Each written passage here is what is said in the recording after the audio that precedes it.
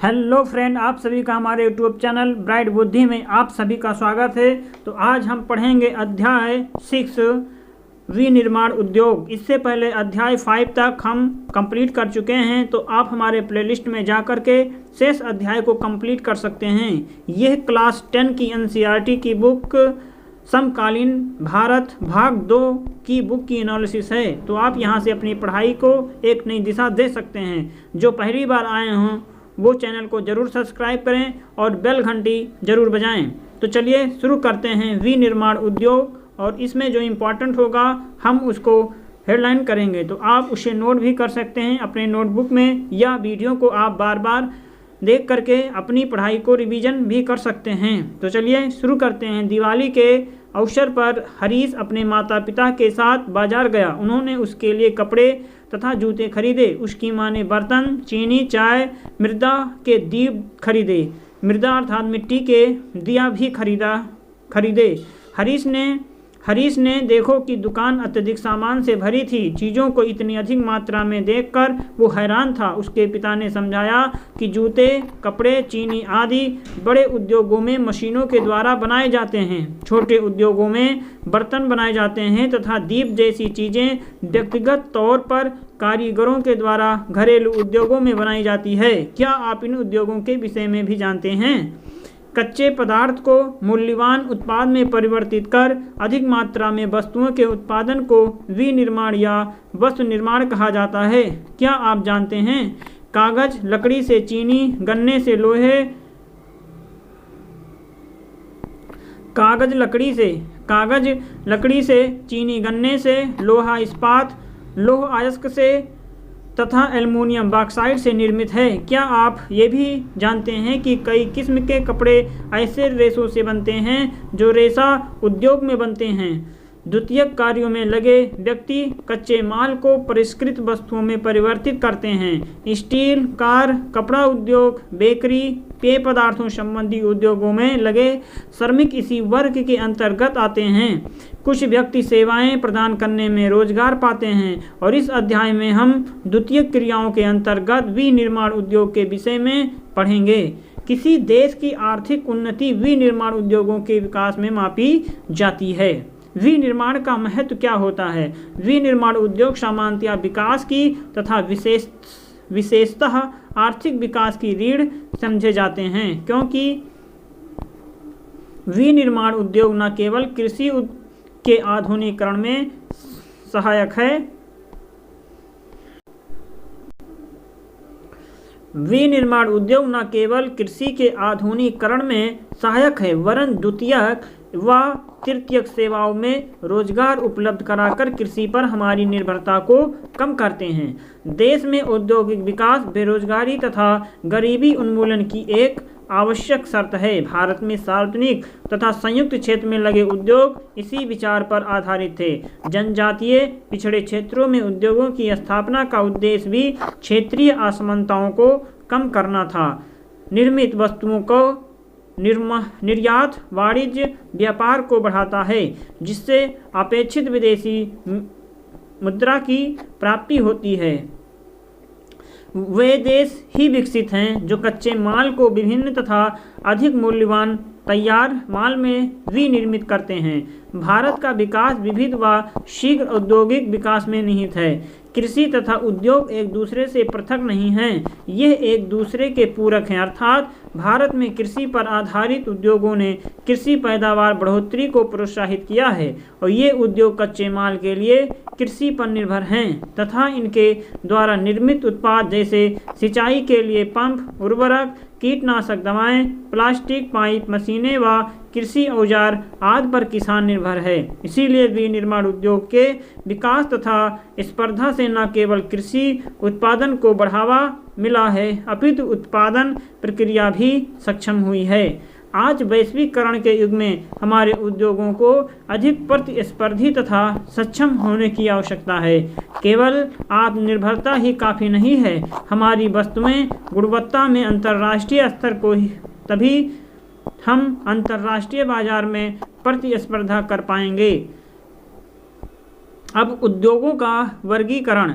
उद्योगों का वर्गीकरण। रोजमर्रा के इस्तेमाल की विभिन्न औद्योगिक उत्पादों की सूची बनाएं, जैसे ट्रांजिस्टर, बिजली का बल्ब, वनस्पति तेल, सीमेंट, कांच का सामान, पेट्रोल, माचिस, स्कूटर, वाहन, दवाइयाँ आदि। यदि हम विशेष मापदंडों के आधार पर विभिन्न उद्योगों का वर्गीकरण करते हैं तो विनिर्माण को आसानी से समझ सकेंगे।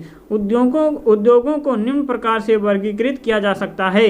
प्रयुक्त कच्चे माल के स्रोत के आधार पर, जैसे कृषि आधारित सूती वस्त्र, ऊनी वस्त्र, पटसन, रेशम वस्त्र, रबर, चीनी, चाय, कॉफ़ी, वनस्पति तेल उद्योग,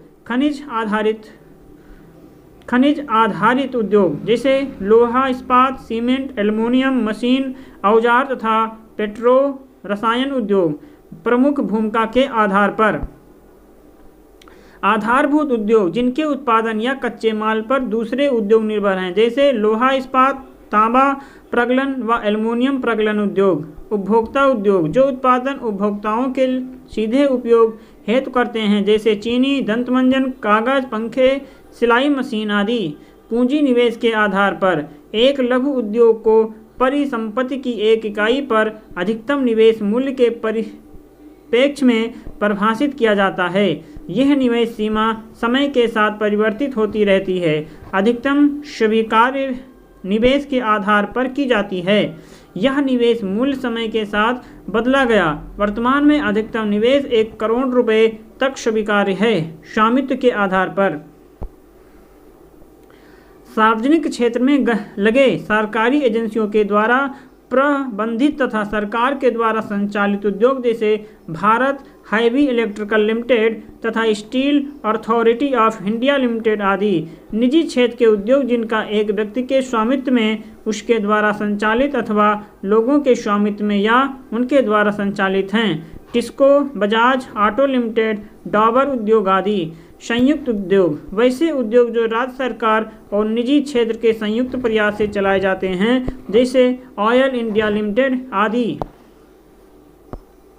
सहकारी उद्योग जिनका स्वामित्व कच्चे माल की पूर्ति करने वाले उत्पादों, श्रमिकों या दोनों के हाथों में होता है।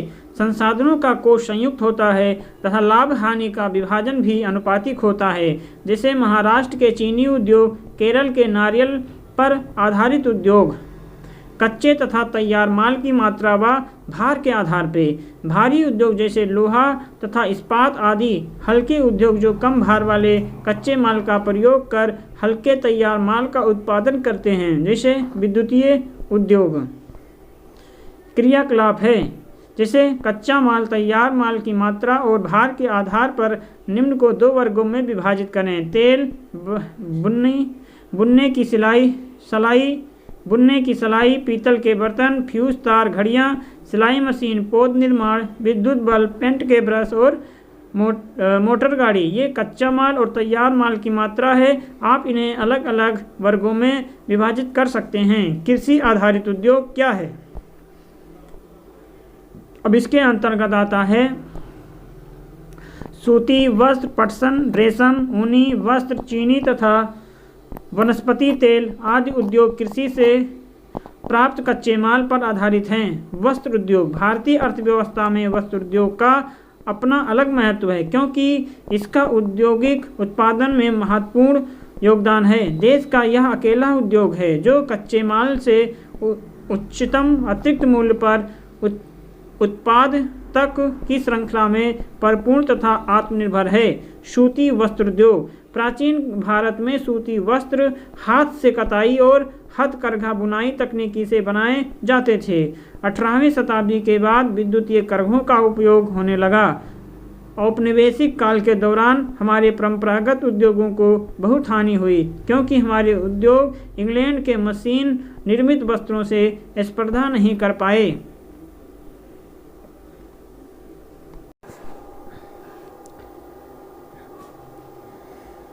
तो आइए पढ़ते हैं कि रेशा उत्पादन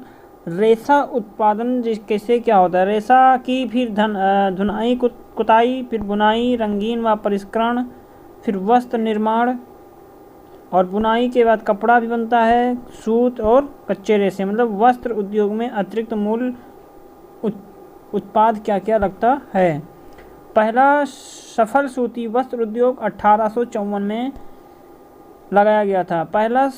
पहला सफल सूती उद्योग कब लगाया गया था तो 1854 में मुंबई में लगाया गया था। यूरोप 2 विश्व युद्धों में जूझ रहा था तथा भारत इंग्लैंड के अधीन था। ऐसे में इंग्लैंड में कपड़े की मांग आपूर्ति हेतु भारतीय सूती वस्त्र उद्योग को प्रोत्साहन मिला।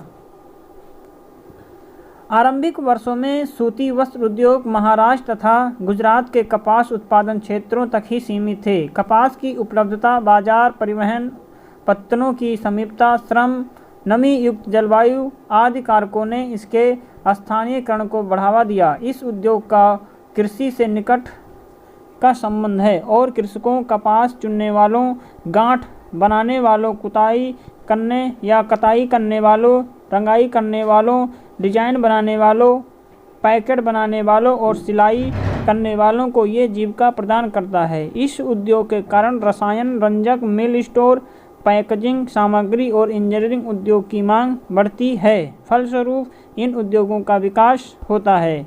यद्यपि कताई कार्य महाराष्ट्र, गुजरात, तमिलनाडु में केंद्रित है, लेकिन सूती, रेशम, जरी, कसीदाकारी आदि में बुनाई के परंपरागत कौशल और डिजाइन देने के लिए बुनाई इत्यादि विकेंद्रीकृत है। भारत में कताई उत्पादन विश्व स्तर का है, लेकिन बुना वस्त्र कम गुणवत्ता वाला है क्योंकि यह देश में उत्पादित उच्च स्तरीय धागे को अधिक प्रयोग नहीं कर पाता। बुनाई का कार्य हथकरघों, विद्युत करघों व मिलों में होता है।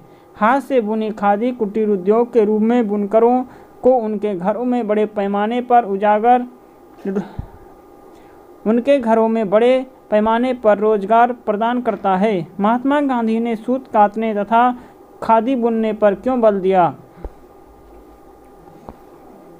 हमारे देश में विद्युत चालित करघों तथा हथकरघों के द्वारा निर्मित लूमेज की अपेक्षा कारखानों द्वारा निर्मित लूमेज को कम रखना क्यों महत्वपूर्ण है? पटसन उद्योग। भारत पटसन व पटसन निर्मित सामान का सबसे बड़ा उत्पादक है तथा बांग्लादेश के पश्चात दूसरा बड़ा निर्यातक भी। वर्ष 1011 में भारत में लगभग 80 पटसन उद्योग थे। इनमें अधिकांश पश्चिमी बंगाल में हुगली नदी के तट पर 98 किलोमीटर लंबी तथा 3 किलोमीटर चौड़ी एक संकरी मेखला में स्थित है। पहला पटसन उद्योग कोलकाता के निकट रिसरा में 1855 में लगाया गया। 1947 में देश के विभाजन के पश्चात पटसन मिलें तो भारत में रह गई, लेकिन 3/4 जूट उत्पादक क्षेत्र से पूर्वी पाकिस्तान अर्थात बांग्लादेश में चले गए।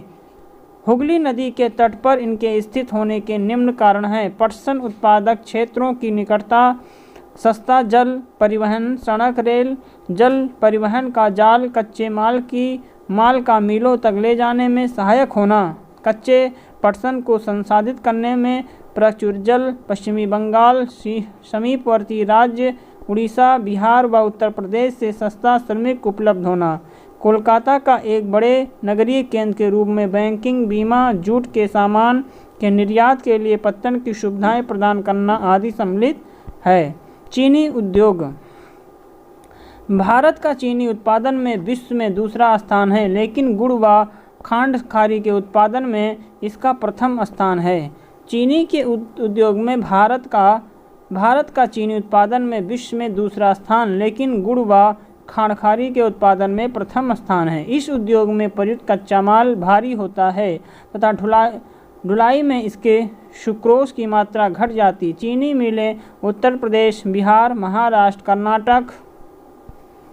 आप यहाँ से ये मानचित्र देख सकते हैं जहाँ पे ये सूती वस्त्र, ऊनी वस्त्र और रेशम वस्त्र के पैदावार कहाँ पे होते हैं, इन या उद्योग कहाँ पर लगे हैं। इन मानचित्रों को आप देख सकते हैं। फिर तमिलनाडु, आंध्र प्रदेश, गुजरात, पंजाब, हरियाणा, मध्य प्रदेश राज्यों में फैली है। चीनी मिलों का 60% उत्तर प्रदेश, बिहार में है। यह उद्योग मौसमी है, अतः सहकारी क्षेत्र के लिए उपयुक्त है। क्या आप बता सकते हैं कि ऐसा क्यों है? पिछले कुछ वर्षों से इन मिलों की संख्या दक्षिणी और पश्चिमी राज्यों में, विशेषकर महाराष्ट्र में बढ़ी। इसका मुख्य कारण है यहाँ गन्ने में अधिक सुक्रोज की मात्रा है।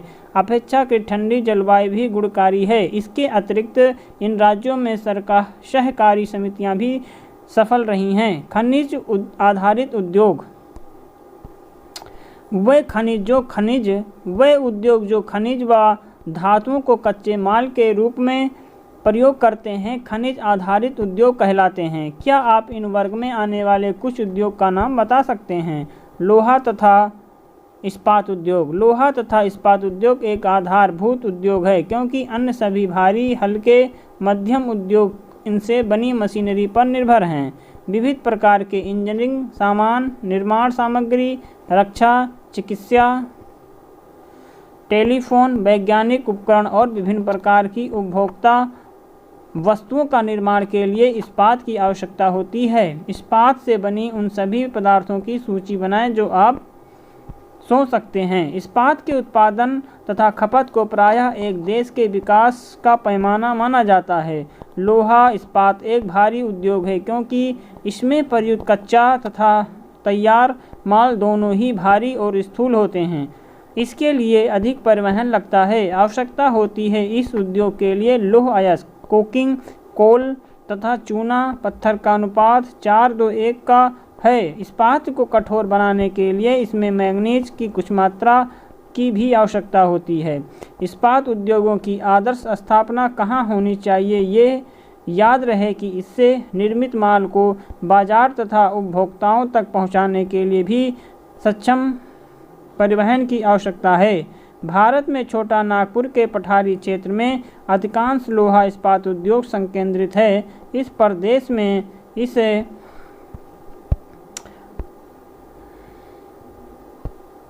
इस्पात निर्माण की क्या प्रक्रिया है? आप यहाँ से देख सकते हैं कि इस्पात का निर्माण करने की क्या प्रक्रियाएं हैं। कच्चे माल का कारखाने तक परिवहन, फिर झोंकदार भट्टी मतलब कि लौह अयस्क का गलाया जाना। चूना पत्थर एक सहायक खनिज है जो इसमें मिलाया जाता है। धातु का मैल हटाया जाता है। अयस्क को गर्म करने के लिए कोक का ईंधन के रूप में इस्तेमाल किया जाता है। फिर ढलवा लोहा, तरल पदार्थ को सांचों में ढाला जाता है जिससे ढलवा लोहा तैयार किया जाता है। फिर इस्पात बनाया जाता है। ढलवा लोहे को पुनः गला करके ऑक्सीकरण के द्वारा अशुद्धता को हटाकर तथा मैंगनीज, निकेल, क्रोमियम मिला करके शुद्ध किया जाता। फिर रोलिंग, प्रेसिंग, ढलाई और गड़ाई, इससे धातु का आकार को बना दिया जाता है। लौह और इस्पात संयंत्र आप इस मानचित्र में देख सकते हैं कि कहाँ पर है। फिर उद्योग के विकास के लिए अधिक अनुकूल सापेक्षिक परिस्थितियां हैं। इनमें लोहा अयस्क की कम लागत, उच्च कोटि के कच्चे माल की निकटता, सस्ते श्रमिक और स्थानीय बाजार में इनके मांग की विशाल संभाव्यता सम्मिलित है। और एल्युमिनियम प्रगलन क्या होता है? भारत में एल्युमिनियम प्रगलन दूसरा सर्वाधिक महत्वपूर्ण धातु शोधन उद्योग है। ये हल्का, जंग अवरोधी, ऊष्मा का सुचालक और लचीला तथा अन्य धातुओं के मिश्रण से अधिक कठोर बनाया जा सकता। हवाई जहाज बनाने में, बर्तन, तार बनाने में इसका प्रयोग किया जाता है। कई उद्योगों में इसका महत्व तांबा, जस्ता, शीशे के विकल्प के रूप में प्रयुक्त होने से बढ़ा है। देश के एल्युमिनियम प्रगलन संयंत्र उड़ीसा, पश्चिम बंगाल, केरल, उत्तर प्रदेश, छत्तीसगढ़, महाराष्ट्र व तमिलनाडु राज्यों में स्थित है। प्रागल्कों में बॉक्साइट का कच्चे पदार्थ के रूप में प्रयोग किया जाता है। प्रवाह चार्ट एल्युमिनियम निर्माण प्रक्रिया दर्शाता है। मतलब कि चित्र नंबर 6.5 में देखेंगे कि इसमें एल्युमिनियम निर्माण प्रक्रिया को दर्शाया गया है। इस उद्योग को स्थापना की दो महत्वपूर्ण आवश्यकताएं हैं। एक नियमित है और दूसरा नियमित और अनियमित।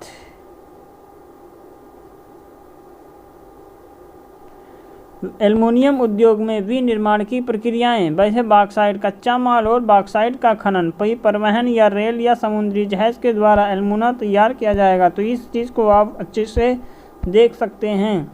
ऊर्जा की पूर्ति तथा कम कीमत पर कच्चे माल की सुनिश्चित उपलब्धता। रसायन उद्योग।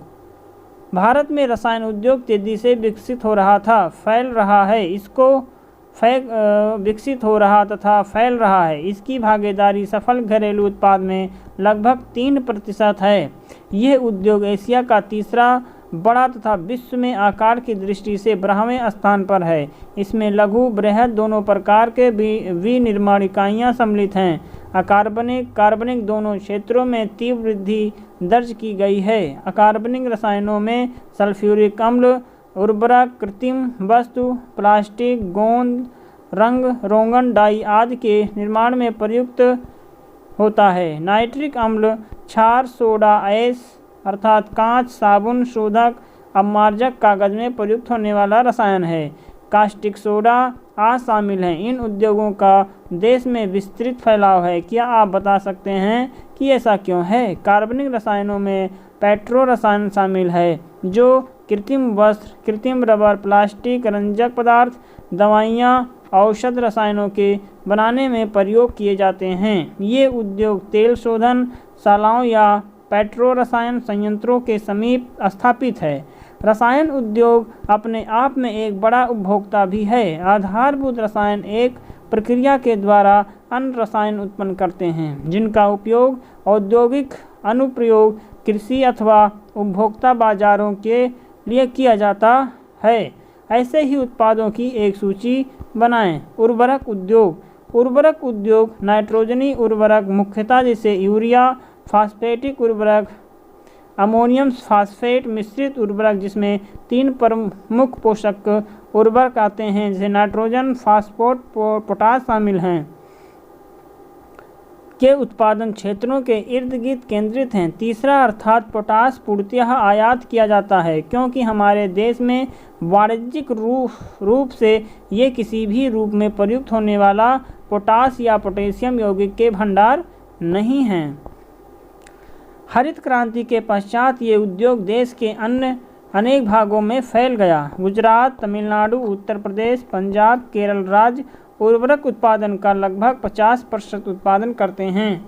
अन्य महत्वपूर्ण उत्पादक राज्य जैसे आंध्र प्रदेश, उड़ीसा, राजस्थान, बिहार, महाराष्ट्र, असम, पश्चिमी बंगाल, गोवा, दिल्ली, मध्य प्रदेश, कर्नाटक हैं। सीमेंट उद्योग निर्माण कार्यों जैसे कि घर, कारखाने, पुल, सड़क, हवाई अड्डा, बांध, अन्य व्यापारिक प्रतिष्ठानों के निर्माण में सीमेंट आवश्यक है।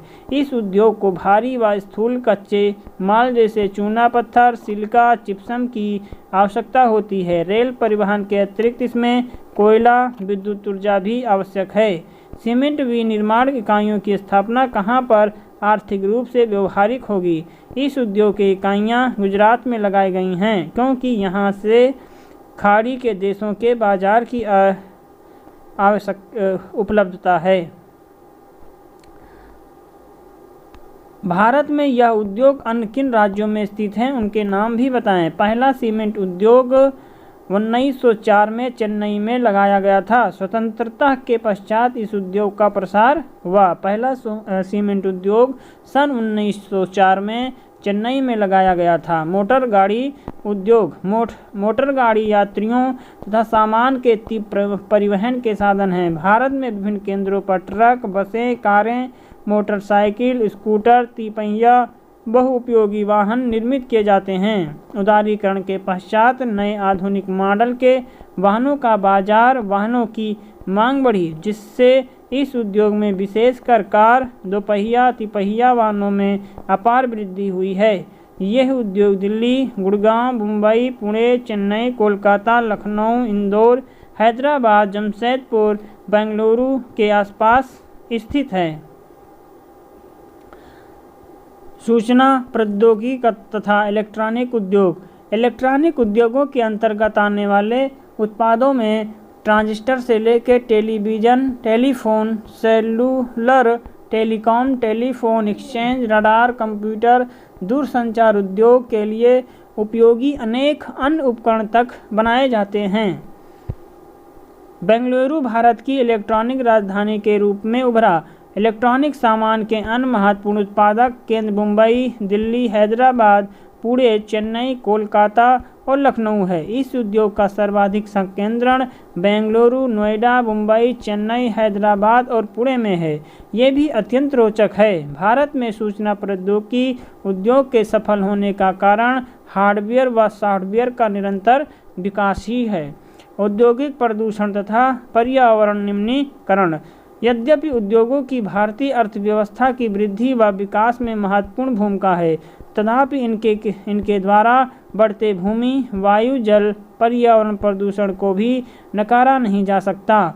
उद्योग 4 प्रकार के प्रदूषण के लिए उत्तरदायी हैं: वायु, जल और भूमि और ध्वनि। प्रदूषण करने वाले उद्योगों में ताप विद्युत गृह भी सम्मिलित हैं।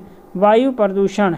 अधिक अनुपात में अनचाही गैसों की उपस्थिति जैसे सल्फर डाइऑक्साइड तथा कार्बन मोनोऑक्साइड वायु के प्रदूषण का कारण है। वायु में निलंबित कणनुमा पदार्थ में ठोस व द्रवीय दोनों ही प्रकार के कण होते हैं, जैसे धूलि, स्प्रे, कुहासा, धुआं, रसायन व कागज उद्योग, ईंटों के भट्ठे, तेल शोधनशालाएं, प्रज्वलन उद्योग, जीवाश्म ईंधन दहन, छोटे बड़े कारखाने प्रदूषण के नियमों का उल्लंघन करते हुए धुआं निष्कासित करते हैं। जहरीली गैसों का रिसाव बहुत भयानक तथा दूरगामी प्रभाव वाला हो सकता है। क्या आप भोपाल गैस त्रासदी के विषय में जानते हैं? वायु प्रदूषण मानव स्वास्थ्य, पशुओं, पौधों, इमारतों, पूरे पर्यावरण पर दुष्प्रभाव पड़ता है। जल प्रदूषण। उद्योगों द्वारा कार्बनिक, अकार्बनिक अपशिष्ट पदार्थ के नदी में छोड़ने से जल प्रदूषण फैलता है। जल प्रदूषण के प्रमुख कारक होते हैं कागज, लुगदी, रसायन, वस्त्र, रंगाई उद्योग, तेल शोधन शालाएं, चमड़ा उद्योग तथा इलेक्ट्रोप्लेटिंग उद्योग है, जो रंग अपमार्जक, अम्ल, लवण, भारी धातुएं जैसे सीसा, पारा, कीटनाशक, उर्वरक, कार्बन, प्लास्टिक, रबर सहित कृत्रिम रसायन आदि जल में वाहित करते हैं। भारत के मुख्य अपशिष्ट पदार्थों में फ्लाई ऐश, फॉस्फो, जिप्सम, लोहा इस्पात की अशुद्धियां हैं। तापीय प्रदूषण। यह कारखानों, तापघरों में गर्म जल को बिना ठंडा किए ही नदियों, तालाबों में छोड़ दिया जाता है, तो जल में तापीय प्रदूषण होता है। जलीय जीवन पर इसका प्रभाव होगा। जलीय जीवन पर इसका क्या प्रभाव होगा बताएं। परमाणु ऊर्जा संयंत्र के विशिष्ट व परमाणु ऊर्जा संयंत्रों के अपशिष्ट व परमाणु सशस्त्र उत्पादन कारखानों से कैंसर, जन्मजात विकार, अकाल, प्रसव जैसी बीमारियां होती हैं। मृदा व जल प्रदूषण आपस में संबंधित हैं। मलबे का ढेर, विशेषकर कांच, हानिकारक रसायन, औद्योगिक बहाव, पैकेजिंग, लवण तथा कूड़ा करकट मृदा को अनउपजाऊ बनाता है। वर्षा जल के साथ ये प्रदूषण जमीन से रिसते हुए भूमिगत जल तक पहुंचकर उसे भी प्रदूषित कर देते हैं। अब इस मानचित्र को कुछ सॉफ्टवेयर टेक्नोलॉजी पार्क्स हैं। आप इसका मानचित्र का स्क्रीनशॉट ले सकते हैं और सुरक्षित रख सकते हैं। सॉफ्टवेयर टेक्नोलॉजी पार्क्स हैं जहां जैसे चेन्नई, विशाखापट्टनम, भुवनेश्वर, कोलकाता और गुवाहाटी, जयपुर, नोएडा, मोहाली, श्रीनगर, मुंबई, पुणे सारे हैं जो आप इसको स्क्रीनशॉट ले सकते हैं। आगे पढ़ेंगे हम ध्वनि प्रदूषण। ध्वनि प्रदूषण के बारे में जानेंगे। ध्वनि प्रदूषण से खिन्नता तथा उत्तेजना ही नहीं वरन श्रवण अक्षमता, हृदय गति, रक्तचाप, अन्य कायिक व्यवस्थाएं भी बढ़ती हैं। अनचाही ध्वनि उत्तेजना व मानसिक चिंता का स्रोत है। औद्योगिक तथा निर्माण कारखानों के उपकरण, जनरेटर, लकड़ी चीरने के कारखाने जैसे यांत्रिकी तथा विद्युत ड्रिल भी अधिक ध्वनि उत्पन्न करते हैं। पर्यावरण निम्नीकरण की रोकथाम कैसे करें? कारखानों के द्वारा निष्कासित 1 लीटर अपशिष्ट से लगभग 8 गुना स्वच्छ जल दूषित होता है। औद्योगिक प्रदूषण से स्वच्छ जल को कैसे बचाया जा सकता है, इसके निम्न उपाय हैं। तो पहला है कि विभिन्न प्रक्रियाओं में जल का न्यूनतम उपयोग तथा जल को 2 या 2 2 या अधिक उत्तरोत्तर अवस्थाओं में पुनर्चक्रण के द्वारा पुनः उपयोग। दूसरा, जल की आवश्यकता पूर्ति हेतु वर्षा जल संग्रहण, नदियों व तालाबों में गर्म जल तथा अपशिष्ट पदार्थों को प्रवाहित करने से पहले उनका शोधन करना। और औद्योगिक अपशिष्ट का शोधन 3 चरणों में किया जा सकता है। यांत्रिक साधनों के द्वारा प्राथमिक शोधन, इसमें अपशिष्ट पदार्थों की छटाई, उनके छोटे छोटे टुकड़े करना, ढकना, तलछट जमाव आदि सम्मिलित हैं। जैविक प्रक्रियाओं के द्वारा द्वितीयक शोधन, जैविक, रासायनिक तथा भौतिक प्रक्रियाओं के द्वारा तृतीयक शोधन, इसमें अपशिष्ट जल को पुनर्चक्रण के द्वारा पुनः प्रयोग योग्य बनाया जाता है। जहां भूमिगत जल का स्तर कम है वहां उद्योगों के द्वारा इसके अधिक निष्कासन पर कानूनी प्रतिबंध होना चाहिए। वायु में निलंबित प्रदूषण को कम करने के लिए कारखानों में ऊंची चिमनियां, चिमनियों में इलेक्ट्रोस्टैटिक अवक्षेपण, स्क्रबर उपकरण तथा गैसीय प्रदूषक पदार्थों को जड़त्वीय रूप से पृथक करने के लिए उपकरण होना चाहिए। कारखानों में कोयले की अपेक्षा तेल व गैस के प्रयोग से धुएं के निष्कासन में कमी लाई जा सकती है। मशीनी व उपकरणों का उपयोग किया जा सकता है। जनरेटरों में साइलेंसर लगाया जा सकता है। ऐसी मशीनरी का प्रयोग किया जाए जो ऊर्जा सक्षम हो तथा कम ध्वनि प्रदूषण करे। ध्वनि अवशोषित करने वाले उपकरणों के इस्तेमाल के साथ कानों पर शोर नियंत्रण उपकरण भी पहनने चाहिए। सतत पोष के विकास की चुनौतियों के लिए पर्यावरण सचेतन से युक्त आर्थिक विकास की जरूरत होती है। तो फरीदाबाद में यमुना एक्शन प्लान के अंतर्गत वाहित मल उपचार संयंत्र देख सकते हैं। राष्ट्रीय ताप विद्युत के द्वारा दिखाया गया मार्ग। भारत में राष्ट्रीय ताप विद्युत गृह कॉर्पोरेशन विद्युत प्रदान करने वाली मुख्य निगम है। इसके पास पर्यावरण प्रबंधन तंत्र 14001 के लिए ISO प्रमाण पत्र है। यह निगम प्राकृतिक पर्यावरण और संसाधन जैसे जल, खनिज तेल, गैस, ईंधन संरक्षण नीति का हिमायती है तथा इन्हें ध्यान में रख करके ही विद्युत संयंत्रों की स्थापना करता है। ऐसा निम्न उपायों द्वारा संभव है। तो उसके क्या उपाय हैं आइए जानते हैं।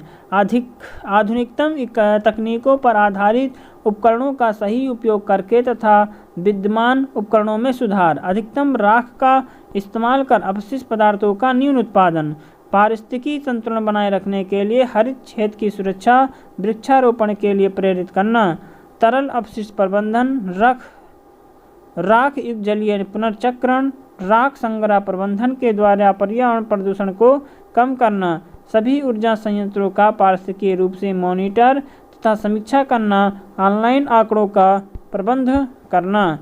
और यहाँ पे रामाकुंडम संयंत्र आप देख सकते हैं। इसी के साथ हमारा ये अभ्यास समाप्त होता है और हम मिलेंगे एक नए अभ्यास में। इन प्रश्नों के उत्तर आप कमेंट बॉक्स में ज़रूर दें और अपने हित मित्र दोस्त के साथ ज़रूर शेयर करें।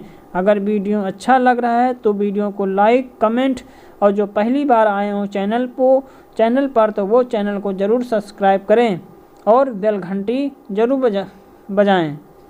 तो अब हम मिलेंगे एक नए अध्याय में। तब तक आप पढ़ते रहिए, मस्त रहिए। नमस्कार।